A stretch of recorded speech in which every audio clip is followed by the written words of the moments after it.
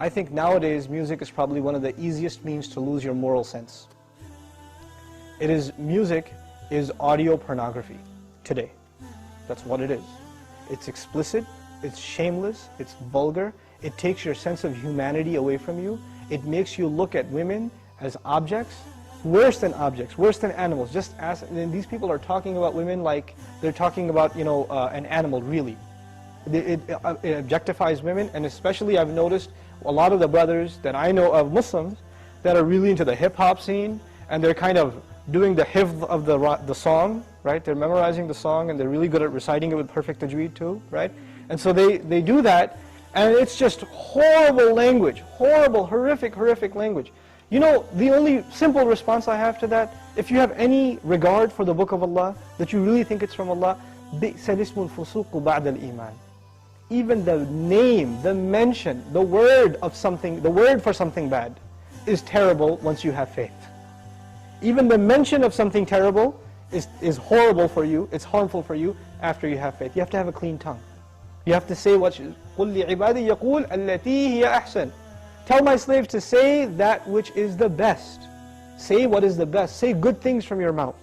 So this is the first thing. When you say horrible things, and you say things that are in direct contradiction to the moral gauge Allah gifted us with, then obviously you're deviating from your natural fitrah, your predisposition to turn to Allah. And when you constantly listen to garbage like that, then you get deviated. And you don't find pleasure except in disobedience to Allah, and that's a sign of a sick heart. So one has to distance themselves from this. This is the first step. And I'll tell you, this is my personal measure, this is not a fatwa, it's my personal analysis, you don't have to take it.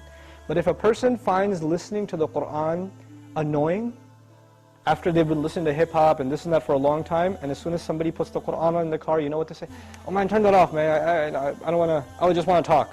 And they immediately, they get a little annoyed when they hear the Qur'an. That actually means the shayateen have taken over. And they're constantly making waswasa to this person. Because what do the shayateen hate the most? Yes, they hate the Qur'an. They hate the word of Allah. They flee, it hurts them. So you know what they do? Because this person has let the shayateen, the devils, into his heart, they start pinching at his heart when he hears Qur'an, and he says, I don't want to hear this. Right? It's like surgery, it's like pulling a tooth for this person. This happens. When you try to give this person a reminder from Allah's word, they get annoyed by it, like agitated, like an allergic reaction. Why? Because they've let the shayateen in. To let them out, the first thing you got to do is stop supplying them with fuel. This is fuel.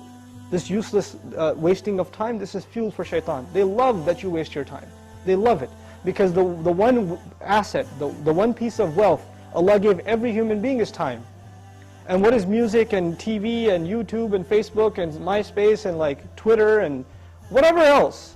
If you're spending hours and hours and hours on this stuff, what is it except destroying your time? It's taking that one asset away from you. Shaitan would love nothing more. May Allah subhanahu wa ta'ala give you the strength to get away from these temptations.